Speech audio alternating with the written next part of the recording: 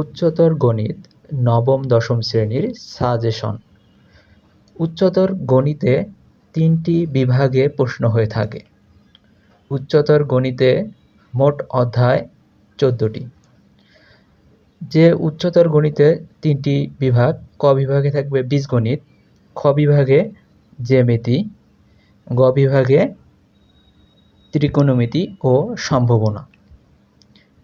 ক বিভাগ বীজগণিত অধ্যায় থাকবে 1 সেট ও ফাংশন, অধ্যায় 2 বীজগাণিতিক রাশি, অধ্যায় 5 সমীকরণ, 6 অসমতা, 7 অসীম ধারা, 9 সূচক ও লগারিদম, 10 দ্বিপদী বিস্তৃতি।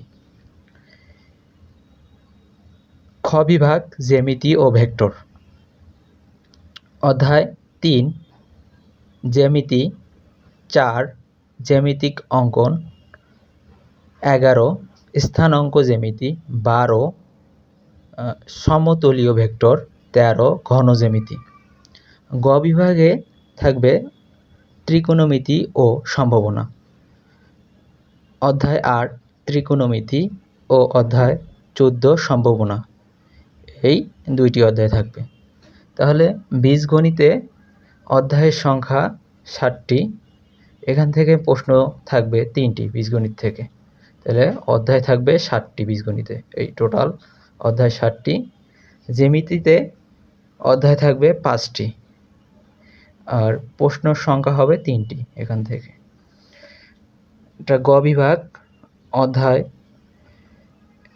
থাকবে 2টি, ত্রিকোণমিতি ও সম্ভাবনা, এখানে প্রশ্ন থাকবে 2টি। অর্থাৎ ক বিভাগ থেকে আমরা 3টিতে প্রত্যেক বিভাগ থেকে ন্যূনতম 1টি করে মোট 5টি প্রশ্নের উত্তর দিতে হবে।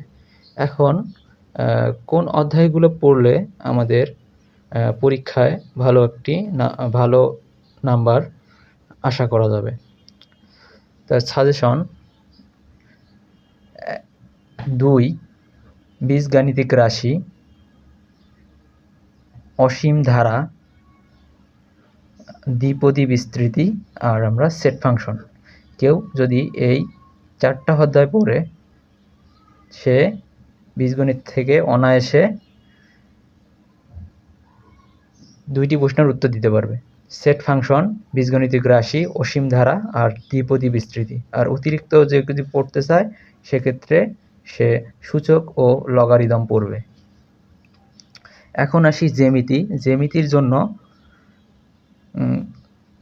কেউ 2টা প্রশ্নের উত্তর দিতে চাইলে তারে সাজেশন দিব স্থানাঙ্ক জ্যামিতি ও সমতলীয় ভেক্টর। এই 2টা থেকে অনেক সময় 2টাই আসে, অনেক সময় 2টা মিলে একটা প্রশ্ন হয়ে থাকে। তো কেউ যদি অতিরিক্ত পড়তে চায় সে হচ্ছে ঘন জ্যামিতিটা পড়তে পারে এখান থেকে। গ বিভাগ ত্রিকোণমিতি ও সম্ভাবনা, এখানে 2টা অধ্যায়। ত্রিকোণমিতি এখান থেকে একটা আসবেই, সম্ভাবনা এখান থেকেও একটা আসে।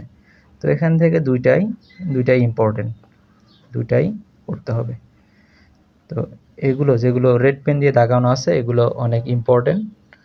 তো এগুলো যদি কেউ ভালোভাবে পড়ে সে অনায়াসে 50 নাম্বার তুলতে পারবে। আর এমসিকিউর জন্য সবগুলো অধ্যায়ই পড়তে হবে। এমসিকিউ থেকে নিয়মিত প্র্যাকটিস করতে হবে, তাহলে ভালো করা যাবে। ধন্যবাদ। আমার চ্যানেলটিকে সাবস্ক্রাইব করে দিবে।